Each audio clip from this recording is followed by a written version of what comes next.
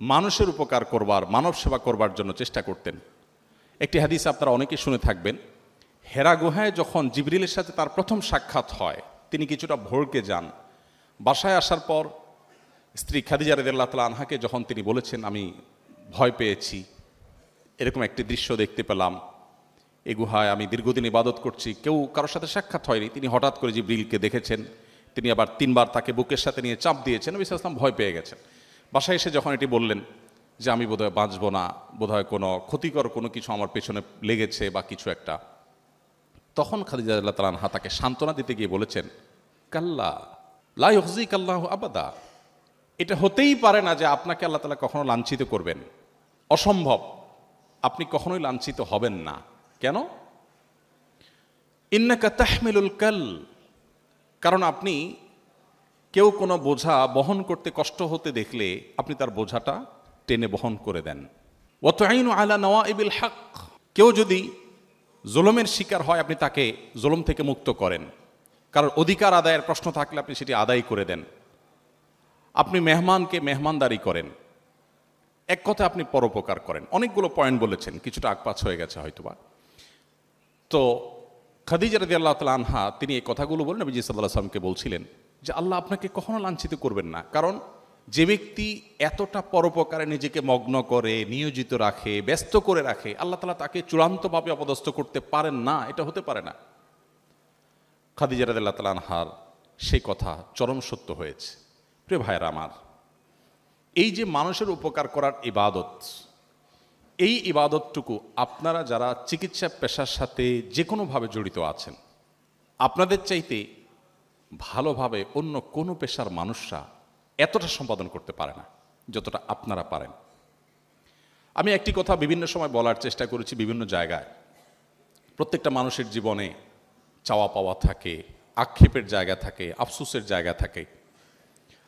আমার জীবনে যদি কোনো আফসোস বলেন, আলহামদুলিল্লাহ আল্লাহ তাআলা আমাকে সব কিছু দিয়েছেন, আল্লাহর নেয়ামতে আমি ধন্য হয়েছি, কোনো কিছুর কোনো ঘাটতি আল্লাহ দেননি, আল্লাহ সবই দিয়েছেন। তবে আমার ত্রুটি যে আমি চিকিৎসক হতে পারিনি।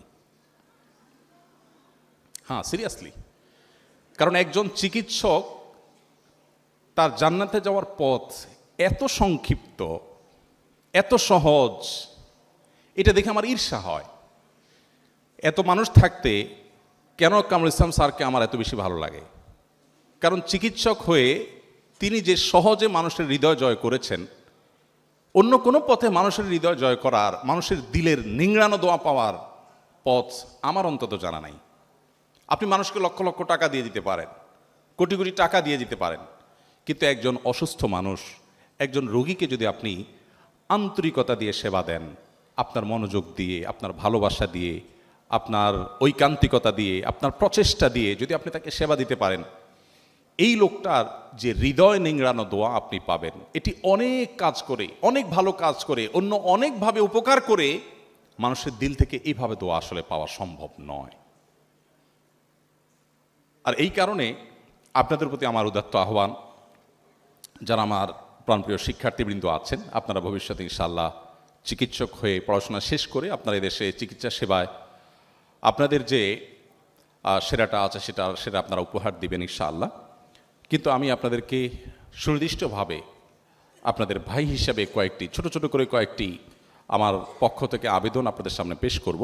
তার আগে আমি আমার এই চ্যাপ্টারটা আমি একটু ক্লোজ করতে চাই যে মানুষের উপকার করবার যে সুযোগ আপনাদের সামনে আছে জীবনের এই পর্যায়ে এসে, অর্থাৎ আপনারা যে পর্যায়ে আছেন স্টুডেন্ট হিসাবে, আপনাদের প্রতি আমার উদাত্ত আহ্বান থাকবে, আপনারা সিদ্ধান্ত নিয়ে নেন যে আমরা চিকিৎসা পেশাকে আমাদের নিজেদের উপায় উপার্জন হিসাবে গ্রহণ না করে এটাকে আমি সত্যিকার অর্থে আমার স্বপ্নের সেবা হিসাবে দেখব ইনশাআল্লাহ। চেষ্টা করা যাবে না ইনশাআল্লাহ? আমাদের এই দেশটি নানা কারণে আমরা পিছিয়ে আছি। আপনারা আমার চাইতে অনেক ভালো জানার কথা কি পরিমাণ টাকা আমাদের দেশ থেকে আমাদের পার্শ্ববর্তী দেশে মানুষ চিকিৎসার জন্য রেখে আসে। এই গরিব দেশের টাকা কি পরিমাণ রেখে আসে মানুষ থাইল্যান্ডের ব্যাংককে গিয়ে, অন্য জায়গায় গিয়ে। আমাদের দেশে অনেক সীমাবদ্ধতা আছে, আমি আপনাদের উপর দোষ আরোপ করছি না। আমি জানি আমাদের অনেক চিকিৎসকগণ সেবা দিতে চান, অনেক ক্ষেত্রে আমরা পিছিয়ে আছি, সেজন্য আমরা সেই সেবাগুলো আমাদের রোগীদেরকে আমরা দিতে পারি না, কিন্তু কিছু জিনিস আপনারা চাইলেই করতে পারেন এবং খুব সহজে আপনারা রোগীদের মন জয় করতে পারেন, এবং সেটা করতে পারা উচিত আপনাদের। কারণ মানুষ সবচেয়ে কষ্টের সময় আপনাদের কাছে আসে, আর আমার মতো হুজুরদের কাছেও মানুষ কষ্টের সময় আসে। আমি একটা কথা প্রায় বলি, আমাদের দেশে ব্যবসায়ী এবং রাজনীতিবিদরা, আমার দীর্ঘদিন ধর্মীয় কাজ করার যে অভিজ্ঞতা আছে তার আলোকে আমি দেখেছি, বিভিন্ন সময় আমাদের কাছে তারা আসেন। অনেক তরুণ আমার কাছে সিভি নিয়ে আসে, ভাই আপনার কাছে অনেক ব্যবসায়ীর নম্বর আছে, অনেককে আপনি চিনেন, পরিচয় আছে, একটু সিভিটা দিন ভাই, যেন চাকরি দিয়ে দেন, বেকার আছে। তো আমি যুবককে বসায় সুযোগ থাকলে চা পানি খাওয়ায় বলি, ভাই দুঃখের কথা কি বলবো, আমাদের মতো হুজুরদের কাছে ব্যবসায়ীরা কখনো তাদের সুদিনে আসে না। যখন রাস্তায় বসার উপক্রম হয়, ব্যবসা যখন লাল বাতি হলুদ বাতি জ্বলা শুরু করে, তখন তারা সব আমাদের দোরগোড়ায় চলে আসে, এসে এবার হুজুর পানি পড়া দেন, তেল পড়া দেন, দোয়া দুরুদ করেন। একই ব্যবসায়ী, আমি বহু ব্যবসায়ীকে দেখেছি যে ওনার যখন দুর্দিন ছিল উনি অনবরত আসছেন, দোয়া দুরুদ চাইছেন, এরপর দেখি অনেক দিন কোনো খোঁজ খবর নাই। নিজে থেকে যদি খবর নেওয়ার জন্য বন্ধু বান্ধব লেভেলের হয়তো বা ওরকম পার্সোনাল লেভেলের সম্পর্ক থাকলে যদি খবর নেই, ভাই অনেক দিন তো খোঁজ খবর নাই, কি ব্যাপার, দোয়া টোয়া লাগে না এখন আর? তখন বলে যে হুজুর আলহামদুলিল্লাহ ব্যবসাটা ভালো রান করছে, সময় পাচ্ছি না হুজুর, সময় করে আসবো। আমি বলি আল্লাহ আপনাকে সময় না করার তৌফিক দান করুক, কারণ আপনার সময় হওয়া মানে ব্যবসা খারাপ হওয়া, সেটা আমি চাচ্ছি না। ঠিক একইভাবে রাজনৈতিক নেতৃবৃন্দকে আমি দেখেছি, তারা যখন খুব চাপে থাকেন, এক কথা বিরোধী দলে থাকেন, তখন তারা হুজুরদের মজলিসে, দরবারে, অফিসে নিয়মিত যাতায়াত করেন, ফোন করেন, হুজুর একটু দোয়া করেন, হুজুর আল্লাহ রক্ষা করে। আর যখনই তাদের পরিস্থিতি পাল্টে যায়, তখন হুজুররা চেরাক দিয়ে তাদেরকে আর খুঁজে পায় না। তো আমাদের হুজুরদের কাছে যেরকম মানুষ তার জীবনের সবচেয়ে কঠিন সময় আসে, সুদিনে আসে না। ওই যে চাকরি প্রার্থী যুবককে আমি বুঝাই, ভাইরে তোমার চাকরি আমি কিভাবে দিব, ওই ব্যবসায়ী তো সুদিন হইলে আর আসে না, দুর্দিন হলে আসে, তখন তার চাকরি পারলে ছাঁটাই করতে চায় সে, নতুন করে লোক থেকে নেবে। তো বাস্তবতা হলো, আপনারা যারা চিকিৎসা পেশার সাথে জড়িত আছেন, মানুষের সবচেয়ে কষ্টের সময় আপনাদের কাছে আসে। আমি সেদিন কুয়েটের প্রোগ্রামে বলেছিলাম, আমাদের ইঞ্জিনিয়ার ভাইদের কাছে মানুষ যায় হলো সুখের সময়, আর আপনারা যারা ডাক্তার আপনাদের কাছে আসে মানুষ দুঃখের সময়। এই সময়টাতে আপনারা যদি একটু চেষ্টা করেন, একটু যদি আপনাদের সদিচ্ছা থাকে, তাহলে সেক্ষেত্রে মানুষের হৃদয়ের জগৎ জয় করা অনেক সহজ, অনেক সহজ। আমার এক বন্ধু আছেন এই ঢাকা মেডিকেল কলেজের, নাম আর বললাম না, কারণ একটা দোষের কথা বলতে যাচ্ছি, এবং আমার খুব ঘনিষ্ঠ বন্ধু মানুষ। তিনি আমাকে বলছিলেন একবার, ভাই আমাদের কাছে কোনো পেশেন্ট আসলে, পেশেন্টের লোকজন, আত্মীয় স্বজন যারা থাকে, তাদেরকে শুরুতে এমনভাবে অ্যাসেসমেন্ট করার পর ব্রিফ করি যে মানসিকভাবে রোগীর সাথে আসা লোকজন ধরেই নেয় যে এই লোক তো আর বাঁচার কোনো উপায় নেই, বাঁচলে তো আল্লাহর রহমত। তো আমি বললাম, এইভাবে বলার কারণ কি ভাই? একটা মানুষকে আশা দেওয়া যায় না, আল্লাহ ভরসা ঠিক হয়ে যাবে বলা যায় না, কেন এরকম ভড়কায় দেন? তো যেহেতু আমার খুব ঘনিষ্ঠ বন্ধু মানুষ, ফ্রিলি উনি বলছিলেন যে ভাই আসলে আমার দেশে মানুষ রোগী যদি ভালো হয়ে যায় তো বলবে আল্লাহ ভালো করছে, আর যদি রোগী মারা যায় বলবে ডাক্তার বেটা সমস্যা করছে। এই যে মানুষের মধ্যে একটা খারাপ স্বভাব আছে যে কিছু হলেই, রোডে অ্যাক্সিডেন্ট হলেই চোখ বন্ধ করে ড্রাইভারের দোষ, আর রোগীর কোনো অসুবিধা হলে চোখ বন্ধ করে ডাক্তারের দোষ। ডাক্তারদের দোষ থাকে না তা আমি বলছি না, কিন্তু চোখ বন্ধ করে দোষ দেওয়ার একটা প্রবণতা আমাদের দেশে মানুষের মধ্যে আছে। তো এই জায়গা থেকে উনি বলছিলেন যে যাতে দোষ দিতে না পারে, এই জন্য আগে ভাগে বলে দিই, ভাই আপনার রোগীর অবস্থা খুবই খারাপ, আর একটু আগে আনলে হয়তো চেষ্টা করা যাইতো, আপনি এখন যে পর্যায়ে আনছেন তাতে ভাই বাঁচার সম্ভাবনা তো একেবারেই আপনি নার মধ্যে ধরে রাখতে পারেন, বাকি আপনারা দোয়া দুরুদ পড়তে থাকেন, আমরা চেষ্টা করি। বলে এরপরে রুগী যদি বেঁচে যায়, তখন পেশেন্টের সাথে আসা লোকজন, তাদের অ্যাটেন্ডেন্সদের খুশির কোনো শেষ নাই, মাশাআল্লাহ ডাক্তার সাহেব ভালো হয়ে গেছে, আলহামদুলিল্লাহ আমার রুগী। আর যদি আল্লাহ না করুক মারা যায়, প্রেশার থাকে না, ভাই আমি তো আগেই বলছিলাম। তো আমি ওনার এই পলিসি শুনে বললাম যে বাহ, এটা বাঁচার জন্য খুব দারুণ পলিসি, কিন্তু আমি যদি এটাকে ইসলামী শরিয়াত ছাঁচে, কোরআন হাদিসের ছাঁচে ফেলে দেখি, তাহলে আমি দেখি কাজটি ভালো কাজ না। আপনি অবশ্যই কোনো শঙ্কা থাকলে সেটা আপনি পেশেন্টের লোকজনকে বলবেন, কিন্তু আল্লাহ নবী সাল্লাল্লাহু আলাইহি সাল্লাম আমাদেরকে একটা দোয়া শিক্ষা দিয়েছেন। আপনারা আপনাদের পেশেন্টদের কাছে যখনই যাবেন বা পেশেন্টদেরকে যখনই দেখবেন, আমি আশা করব আপনারা এই দোয়াটা করবেন। খুব ছোট্ট একটা দোয়া। নবী করিম সাল্লাল্লাহু আলাইহি সাল্লাম কোনো রোগীকে দেখলে তাকে বলতেন লা বাসা তহরুন ইনশাআল্লাহ। আমরা বাংলায় বলতে পারি আমাদের মতো করে, অর্থাৎ ভয়ের কোনো কারণ নেই, ইনশাআল্লাহ সুস্থ হয়ে যাবেন। এখানে নবী সাল্লাল্লাহু আলাইহি সাল্লাম অন্য একটা শব্দ ব্যবহার করেছেন, তহুর মানে হল পবিত্র হয়ে যাবে। এটা নিয়ে অনেক দীর্ঘ আলাপ আছে, আমি সেদিকে যাব না, শুধু এটুকু বলি, রোগ অসুস্থতা এগুলোতে যদি মানুষ ধৈর্য ধারণ করতে পারে, সবর করতে পারে, আল্লাহ রাব্বুল আলামিন তার গুনাহগুলো মাফ করেন, সে পরিচ্ছন্ন হয়ে যায়, পবিত্র হয়ে যায়। আমাদের স্যার আমার আগে পবিত্রতা নিয়ে কথা বলছিলেন। তো পবিত্র হওয়ার একটা উপায়, যদি বিপদ আপদে মানুষ সবর করে, ধৈর্য ধারণ করে, আল্লাহ তার গুনাহগুলোকে মাফ করে দেন, তার প্রোফাইলকে ক্লিন করে দেন, ছোটোখাটো অনেক ভুলভ্রান্তিও সেগুলো মাফ করে দেন। এই জন্য ইমানদার আসলে হারাবার কিছু নেই। নবী সাল্লাল্লাহু আলাইহি সাল্লাম বলেছেন আজাবান লি আমরিল মুমিন ইন্না আমরাহু কুল্লাহু খায়র। ইমানদারের জীবনের সব কিছুরই বড় অদ্ভুত। তার জীবনে আসলে হারাবার কিছু নেই। হাতির মতো মরলেও লাখ, বাঁচলেও লাখ। ইমানদার তিনি যদি কোনো বিপদের মুখোমুখি হন, তিনি সবর করেন, ফাকানা খায়র আল্লাহ, সবরের বিনিময় আল্লাহ তাকে জান্নাত দেন, রিওয়ার্ড দেন, পুরস্কার দেন। আর যদি তার জীবনে সুখ আসে, তিনি আল্লাহকে শুকরিয়া জানান, তখন তার মাধ্যমে তিনি বিনিময় লাভ করেন। অর্থাৎ ইমানদারের হারাবার কিছু নেই। এখন একজন পেশেন্ট যখন আসে, আপনি তাকে একটু সান্ত্বনা দেন যে ইনশাআল্লাহ সুস্থ হয়ে যাবেন, মন খারাপ করার কিছু নেই, তাহলে তিনি সুস্থ হন বা না হন, এই যে মানসিক শক্তি বৃদ্ধিতে আপনি সহায়ক ভূমিকা রাখলেন, এর কারণে আপনার আমল নামাতে আল্লাহ তাআলা একটা নেকি এবং সওয়াব দিয়ে দিবেন। কিয়ামতের ময়দানে তখন এই সওয়াব দেখে আপনি সারপ্রাইজড হয়ে যাবেন যে এত পরিমাণ সওয়াব কোত্থেকে এলো। ওই যে প্রত্যেক পেশেন্টকে বলেছেন, সওয়াবের নিয়ত করে বলেছেন, আল্লাহ তাআলা সেটা দিয়েছেন। আমি আমার একটা গল্প বিভিন্ন জায়গায়, এর আগে একাধিক জায়গায় শেয়ার করেছি। আদ্দিন মেডিকেল কলেজের একটা প্রোগ্রামে বলেছিলাম, আরও কোথাও হয়তো বলেছি।